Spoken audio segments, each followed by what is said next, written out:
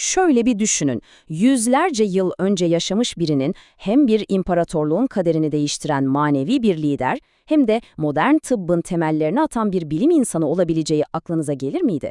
İşte bu, Fatih Sultan Mehmed'in hocası Akşemseddin'in inanılmaz hikayesi.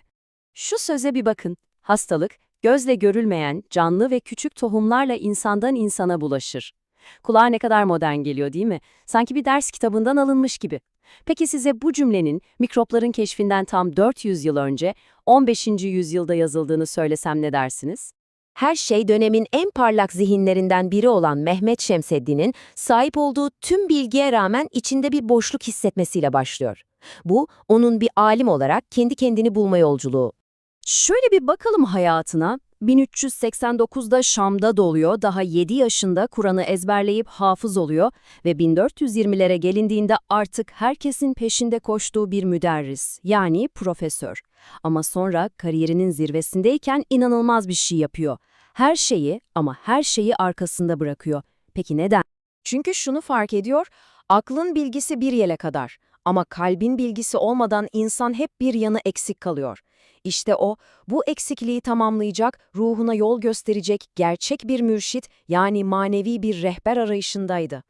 Ve bu arayış onu Ankara'ya, Hacı Bayram Veli'ye kadar götürüyor. Ama hani bazen beklentileriniz karşılanmaz ya, işte Akşemseddin de ilk başta hiç etkilenmiyor. Hatta biraz da kibirle, aradığım bu değil deyip yönünü Halep'e çeviriyor. Ama işte hayat, siz planlar yaparken başınıza gelenlerdir değil mi? Halep yolunda gördüğü bir rüya sadece rotasını değil, tüm benliğini değiştirecek ve onu hayatının en büyük sınavına sokacaktı. Tevazu sınavına.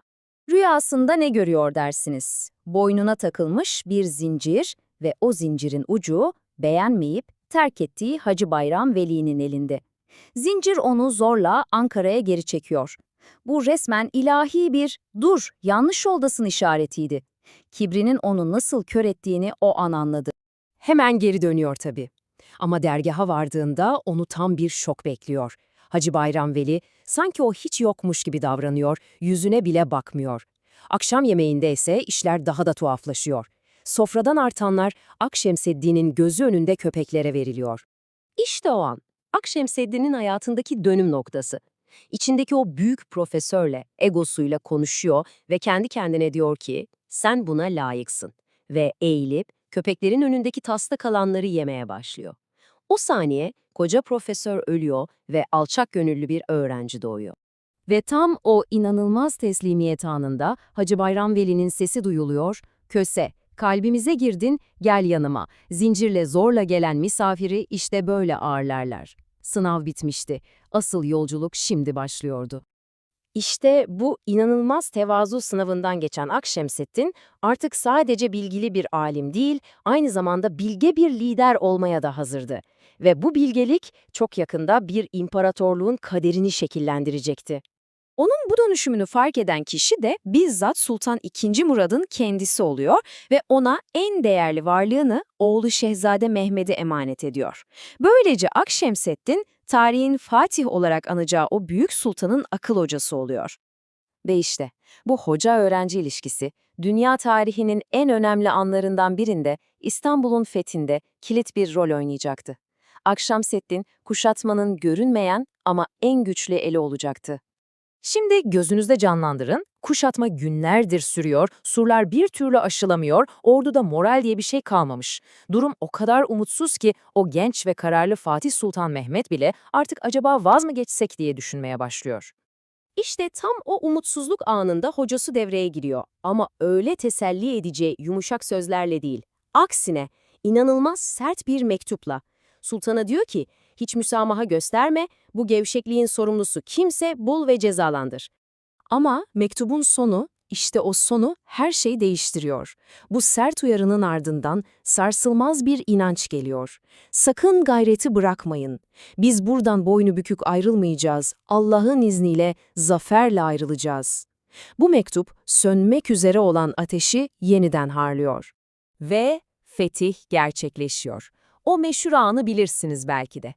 Fatih şehre girerken halk onu hocasıyla karıştırıp çiçekleri Akşemseddin'e uzatıyor, Fatih ise o muhteşem tevazuyla kalabalığı düzeltiyor. Padişah benim ama o benim hocamdır. Çiçekler asıl ona layıktır. Ama Akşemseddin'in hikayesi burada bitmiyor. Hatta belki de en şaşırtıcı kısmı şimdi başlıyor. Çünkü o sadece ordulara moral veren bir maneviyat lideri değildi. O, yüzyıllar ötesini görebilen bir bilim insanıydı ve asıl savaşın gözle görülmeyen düşmanlara karşı olduğunu biliyordu.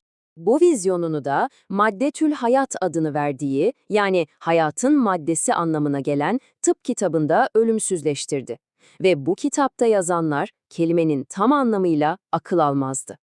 Bakın Akşemseddin 1450'li yıllarda ne diyor? Hastalıklar gözle göremediğimiz canlı tohumlarla bulaşır. Bu, kelimesi kelimesine modern mikrop teorisinin ta kendisi. Louis Pasteur'ün bunu bilimsel olarak kanıtlamasına daha neredeyse 400 yıl var. 400 yıl. İnanılmaz bir öngörü. Yani toparlayacak olursak karşımızda nasıl bir kişilik var? Bir Fatih'e yol gösteren bir akıl hocası, kutsal bir mezarı manevi gücüyle bulan bir kâşif, hem bedeni hem ruhu iyileştiren bir tabip ve mikrop teorisini asırlar önce ortaya atan bir bilim vizyoneri. İşte Akşemseddin'in hikayesi bize tam da bunu düşündürüyor. Peki ya bugün?